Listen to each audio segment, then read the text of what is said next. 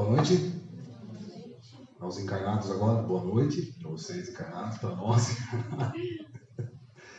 Obrigado por estarem aqui mais um domingo. E compartilhar esse momento conosco, né, com a espiritualidade, com aqueles que vocês querem que estejam aqui com vocês e hoje talvez eles não puderam estar, encarnados e os desencarnados. Muitas vezes aqueles irmãos que foram, aqueles nossos entes que se foram antes de nós, a gente fica com aquela saudade. A gente até conversou isso algum tempo atrás, e a gente fica com aquela saudade batendo às vezes no coração. E às vezes a gente acorda lembrando daquelas pessoas, né? Puxa, como eu tenho saudade daquela pessoa tal, tenho saudade da mãe, do pai, enfim, do seu ente. E essa saudade muitas vezes vem expressa no seu coração. De alguma forma, ela transmite a você e ela transmite a esse ente desencarnado algo diferente. Ela transmite esse contato, esse amor que você tem para com ele. E de lá para cá é igual, porque eles também têm a possibilidade de transmitir esse amor para nós, de alguma forma. Seja nessa lembrança que talvez veio, porque talvez você inclusive tenha sonhado com essa pessoa durante a noite e não se lembre.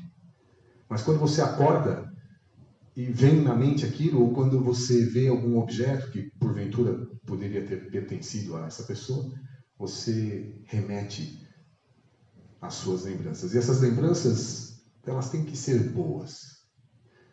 Essa saudade é salutar.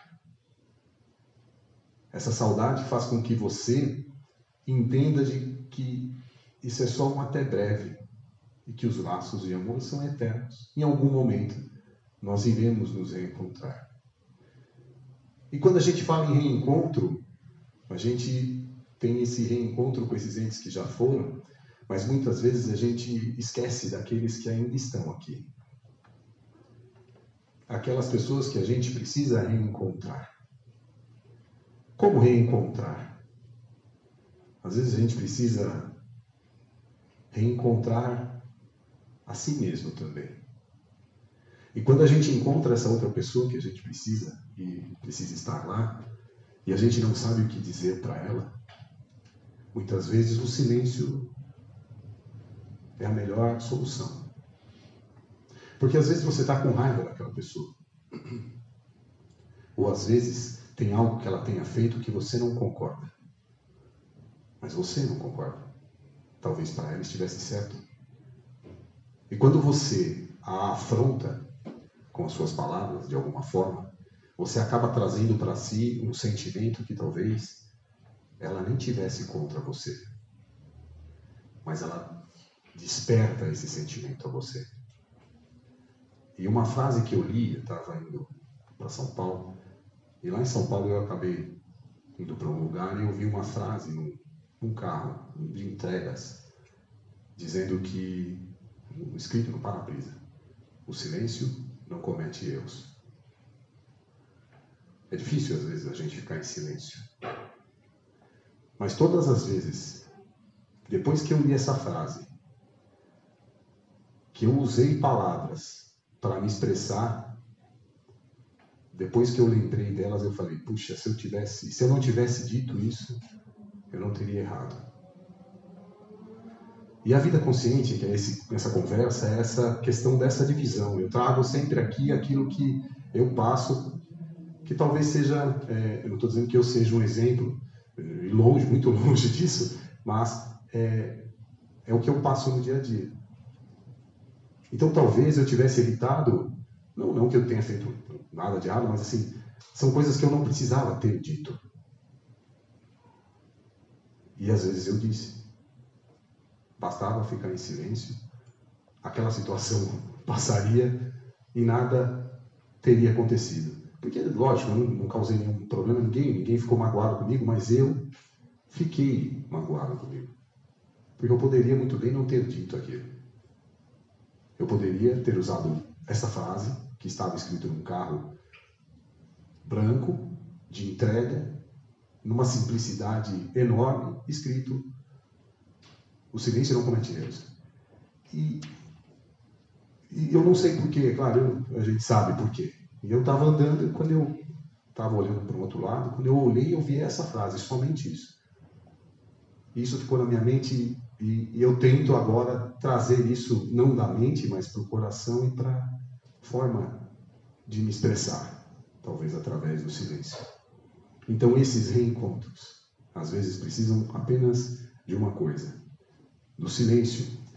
Eu já falei isso algumas vezes aqui em algumas conversas. Madre Teresa de Calcutá uma vez foi perguntada por um repórter numa entrevista, e ela disse, ele perguntou para ela: Madre, o que a senhora fala quando a senhora reza para Deus?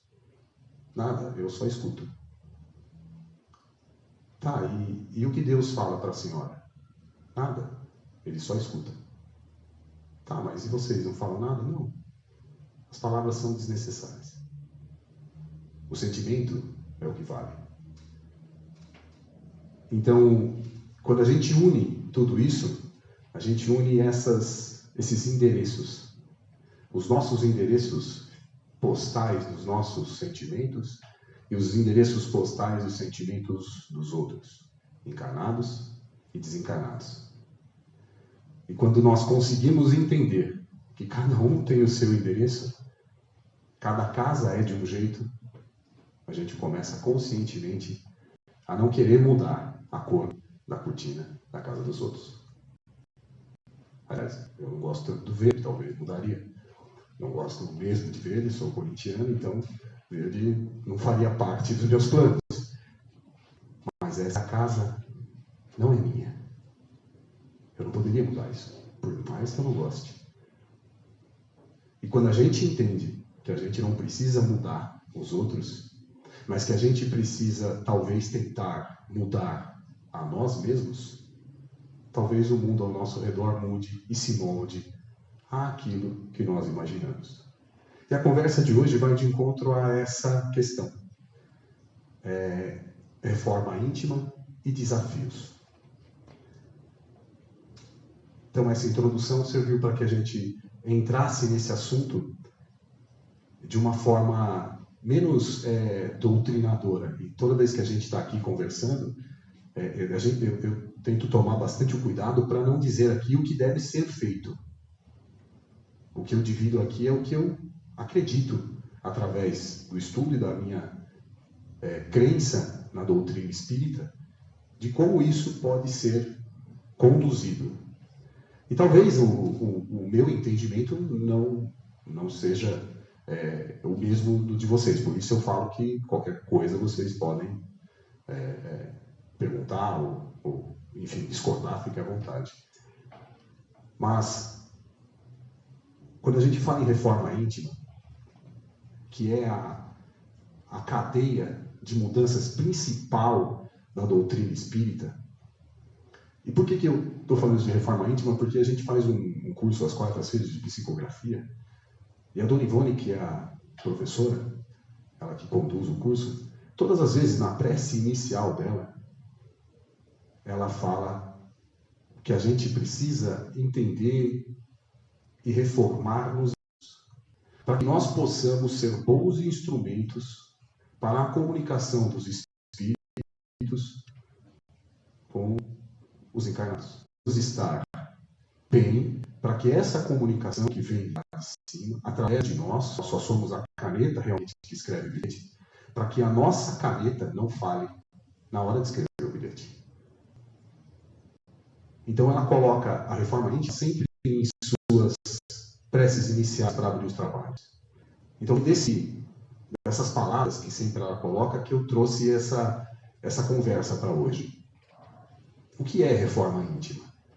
Quando a gente fala reforma, a gente já se remete à quebradeira. Eu vou ter que quebrar isso aqui tudo, eu vou ter que reformar, eu vou ter que quebrar, vai ser uma sujeira danada, vai dar um trabalho danado, eu vou gastar muito mais daquilo que eu imaginava.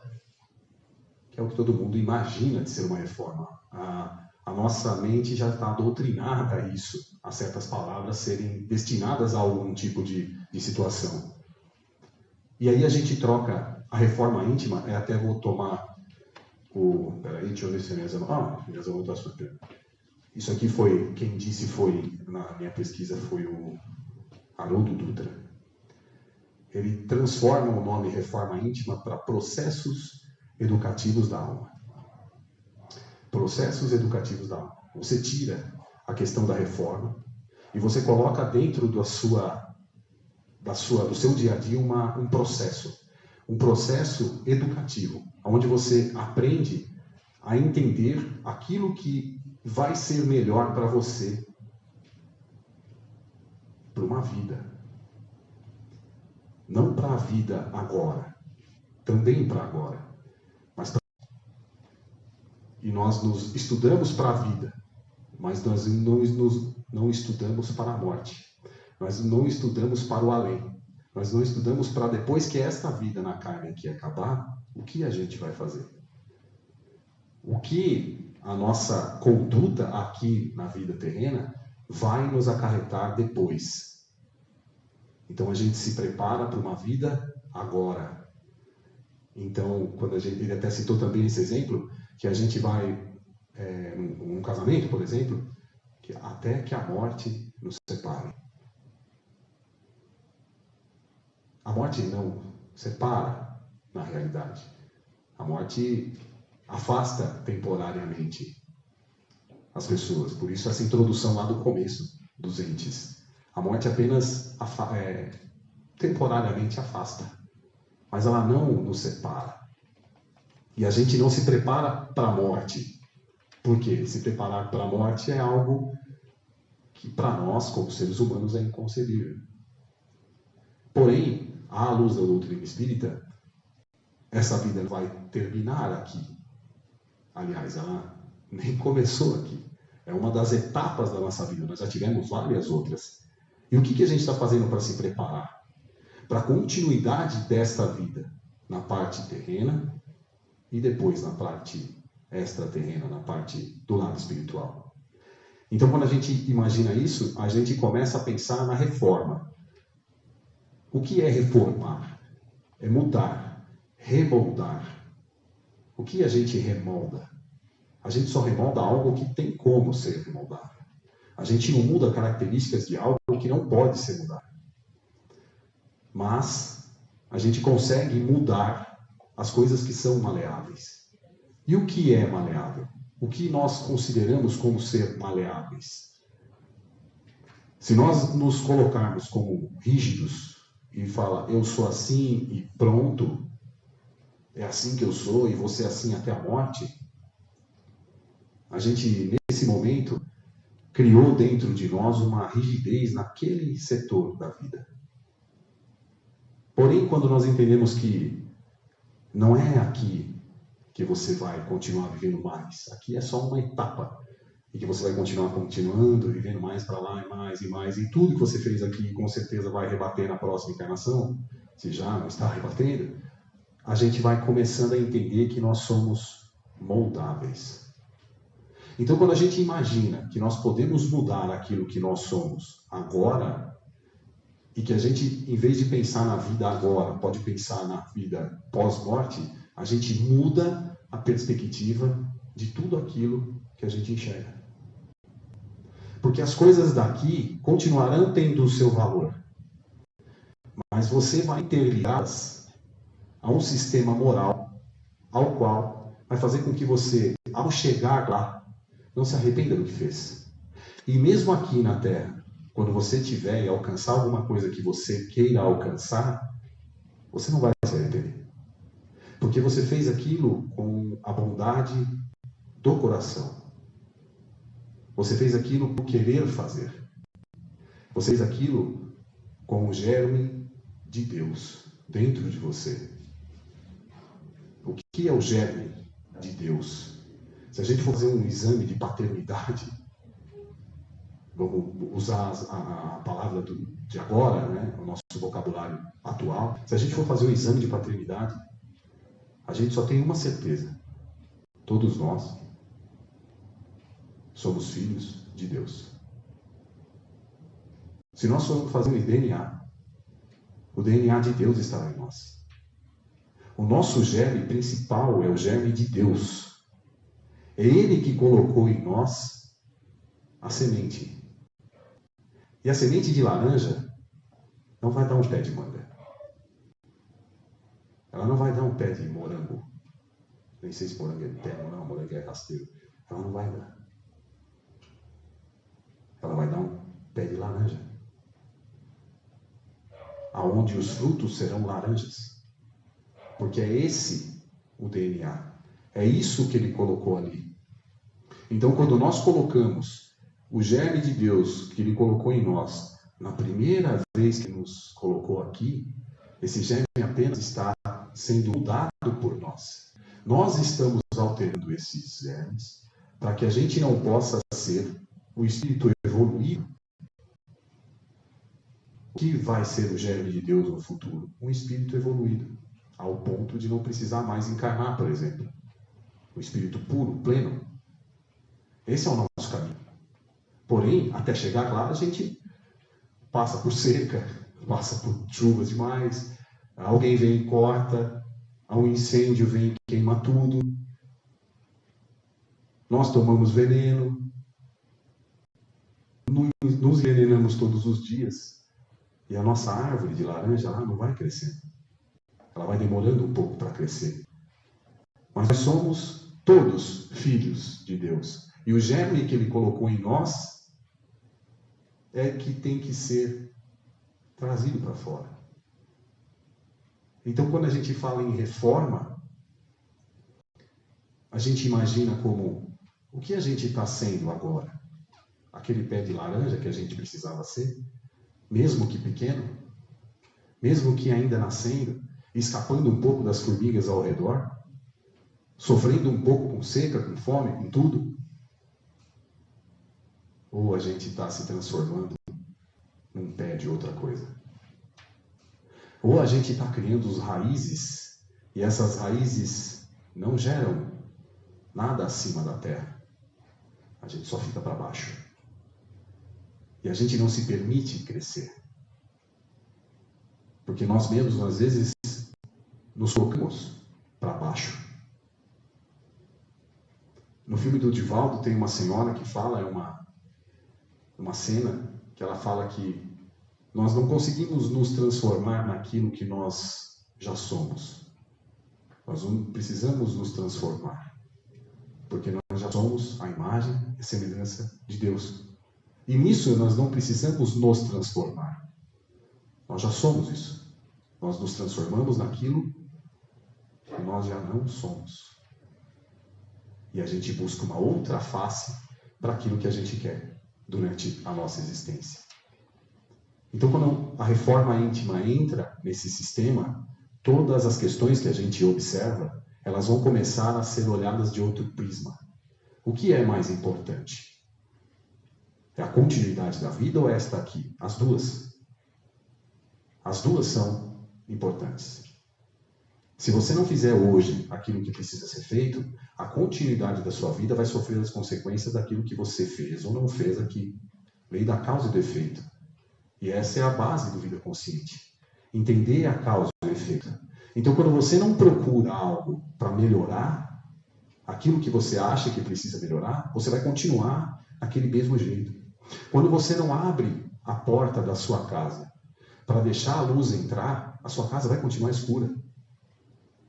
Só que a escuridão da sua casa, ela vai começar a gerar um mau cheiro. A escuridão da sua casa vai começar a gerar uma umidade. A escuridão da sua casa vai começar a bolar seus móveis, principalmente se você tiver um lugar bem úmido.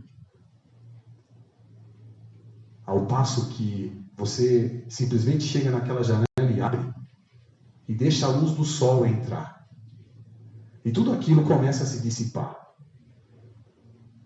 E às vezes, muitas vezes, as portas estão tão perto da gente que a gente não enxerga. Porque a gente está preocupado em olhar no escuro. A gente se incomoda com a luz. E tem tanta coisa boa, às vezes, acontecendo no nosso horizonte, tão simples, que a gente, às vezes, não consegue olhar e ver porque a gente está olhando para cá. um simples fato de levantar os olhos e olhar para aquilo que precisa ser realmente olhado dentro de nós, e o simples fato de abrir uma janela para que um emissário de Deus, o sol, um irmão, um amigo, que queira o seu bem, que foi lá atrás de você e falou, não, saia daí, você não precisa ficar aí. É tão simples. Mas a gente está preocupado em olhar para nós mesmos. Quando a gente olha para os outros, eu anotei isso e talvez não estava nem no tema. São 3 perguntas que eu pus aqui. Talvez eu não pus, porque eu acredito que 90% do que eu falo aqui não sou eu que digo. Quando olhamos para as pessoas, o que a gente vê? A gente olha para o coração, para as reações ou para as aparências? E quando nós olhamos para nós mesmos, o que nós vemos? O coração, nossas reações ou a nossa aparência? O que a gente olha? Eu nunca parei para pensar nisso. Mas o que eu olho nas pessoas? Eu muitas vezes, e tenho nenhuma vergonha de dizer que eu olho a aparência. E eu, todos os dias, tento me moldar a não pensar nas aparências. Eu olho nas reações. Mas eu tento também, conscientemente, eu escapo, claro, meu Deus do céu. Mas eu tento não olhar as reações das pessoas. Mas de uma coisa assim, eu tenho um pouquinho assim. Eu olho o coração. Então, se a gente conseguir, dentro de nós mesmos, olhar para as nossas aparências, para o nosso coração e para as nossas reações, a gente vai gerar exatamente isso para os outros. E quando nós olhamos para nós mesmos, para as nossas aparências, para o nosso coração e para as nossas reações, quando a gente imagina que a nossa aparência, o nosso coração e a nossa reação precisam ser mudados, quando a gente enxergar isso, é o primeiro passo dessa educação da alma, dessa reforma íntima. Porque você quer mudar, você quer ampliar o seu horizonte de vida. E quando você faz isso, você não muda a vida lá à frente. Ela muda lá pela consequência daquilo que você está fazendo aqui. E essa é a base da vida consciente, que é essa conversa que a gente tem todos os domingos aqui às 18. O que é conscientemente que eu possa fazer para que eu possa entender que eu preciso me reformar? No que eu estou errando? O que eu estou vendo nas pessoas e o que as pessoas estão vendo em mim? Geralmente as pessoas veem na gente a mesma coisa que a gente vê nelas. E eu não sei o que é. Cada um tem uma forma de enxergar isso. Mas eu tenho certeza que quando a gente faz isso dentro de nós mesmos, é assim que as pessoas nos enxergam. E aí a gente volta lá e fala assim, quando você quer mudar, mude a si mesmo, né? Mude você primeiro. Os incomodados é que se mudem, não. Se você mudar, talvez você não se incomode mais. Você muda a perspectiva disso. Porque você se moldou a não precisar mais se incomodar com tal situação. E quando você muda, e quando você muda o foco desse pensamento, quando você muda o foco do medo, você enfrenta. Quando você muda o foco da revolta e você se apazigua, você enxerga aquilo que talvez na ira você não tenha enxergado. E quando você muda o foco da maledicência, da má impressão, e vê realmente aquilo que precisa ser visto, talvez você se arrependa. E você comece a pensar mais naquilo que você está vendo em si. E transmitir isso para as outras pessoas. Essa é a questão. E volto a dizer que a gente aqui não quer, de forma alguma, dizer como que tem que ser. Mas é a forma com a qual eu estudei e talvez tenha sido conduzido a dizer. Talvez não, tenho certeza que foi conduzido a dizer. Então que Deus nos permita nos observar, olhar no nosso coração, a nossa reação e a nossa força. Que assim seja. Muito obrigado por estarem aqui. Olhando para o passe, hoje só tem a dona Mirarita por passe, né? Ah, tá, Neuza, desculpa, Neuza, eu não vi você. Desculpa. Eu só enxergo até aqui, mais ou menos. Ali o relógio olha aquele, assim, né? Mas olha aqui. Quem precisar de mais passe, nós vamos abrir a sala do passe lá, tá? Esse passe, fique à vontade, se todos precisarem, se todos quiserem, fique à vontade, a gente vai estar lá. Esse passe também é para nós aqui coletivo, mas é mais para as pessoas que estão lá do outro lado. Então vocês que estão aí, deixem um copinho de água, receba esse passe. E que vocês fiquem à vontade, nós vamos esperá-los ali na sala de passe. Quem se sentir à vontade, quem não se sentir não precisa. Quem achar que já deu, fique tranquilo. Então nesse momento, fechando os olhos, quem se sentir à vontade, recebendo essa energia que vem do alto, passa por todas as células do nosso corpo e nos revigora, nos regenera, nos deixa forte, abre as janelas da nossa alma, deixa o vento do sol e a luz do céu entrar, começa esse vento passar por ali, por dentro da sua alma, da sua casa interna, tirar toda aquela poeira que ainda, porventura, possa ter ali. Que os bons irmãos que estão fazendo essa limpeza nesse momento, aqui nas nossas casas, nos nossos trabalhos, nesse momento consigam conduzir as bênçãos e as energias até as águas que nós vamos beber depois. Que nós coloquemos essa limpeza também para os nossos irmãos, aqueles que precisam, para os nossos familiares, recebendo essa energia, e que Deus, em sua infinita bondade, conceda a nós a graça ou a resiliência. Que assim seja. Muito obrigado a todos. E estaremos ali para o passe, quem sentir a vontade. Obrigado.